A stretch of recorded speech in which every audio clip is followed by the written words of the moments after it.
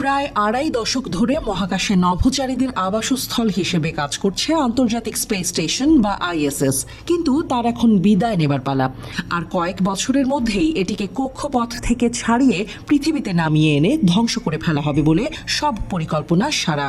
গুরুদায়িত্ব পালন করবে ইলন মাস্কের স্পেস এক্স। 2030 সালের মধ্যে ইন্টারন্যাশনাল স্পেস স্টেশনকে কক্ষপথ থেকে বের করে আনার জন্য ইলন মাস্কের স্পেস এক্সকে বেছে নিয়েছে নাসা। 1998 সালে চালু হওয়া আইএসএসকে 2030 সালের মধ্যে নিরাপদে ডি অরবিট করা দরকার। আন্তর্জাতিক মহাকাশ যানটিকে কক্ষপথ থেকে টেনে নামাতে বিশেষ একটি যান তৈরি করবে মাস্কের সংস্থা। গোটা বিষয়টিতে তদারকির দায়িত্বে থাকছে নাসা। সব মিলিয়ে মাস্কের সংস্থার সঙ্গে তাদের $843 মিলিয়ন চুক্তি হয়েছে।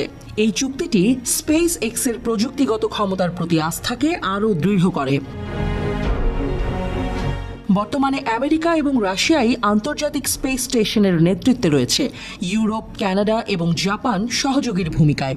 রাশিয়া জানিয়েছে কমপক্ষে 2028 সাল পর্যন্ত আন্তর্জাতিক স্পেস স্টেশনটির সঙ্গে যুক্ত থাকবে তারা। বাকিরাও 2030 সাল পর্যন্ত যুক্ত থাকার কথা জানিয়েছে। 1998 সালে আন্তর্জাতিক স্পেস স্টেশনের একটি অংশ প্রথম মহাকাশে নিয়ে যাওয়া হয়। 2004 সাল থেকে সেখানে গিয়ে নিয়মিত কাজ করছেন নভোচারীরা। 400 কিলোমিটার দূরত্ব থেকে প্রতি 90 মিনিটে আন্তর্জাতিক স্পেস স্টেশন পৃথিবীকে প্রদক্ষিণ করে। এখনো পর্যন্ত মহাকাশ গবেষণার অধিকাংশ কাজই সেখানে সম্পন্ন হয়েছে।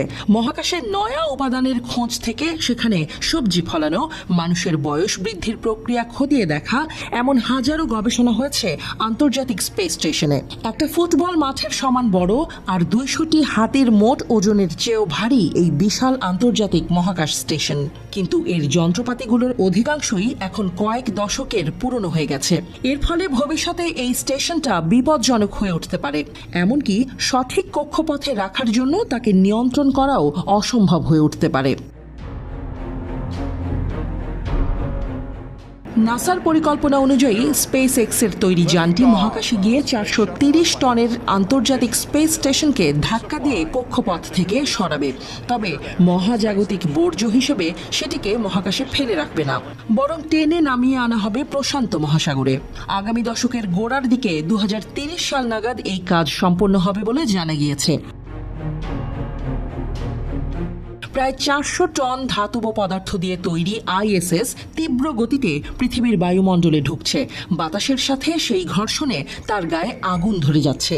তারপর সেই জ্বলন্ত অগ্নিগোলক আছড়ে পড়ছে সাগরের বুকে। প্রশান্ত কয়েক হাজার কিলোমিটার এলাকার মধ্যে কোথাও ঘটবে এই ঘটনা।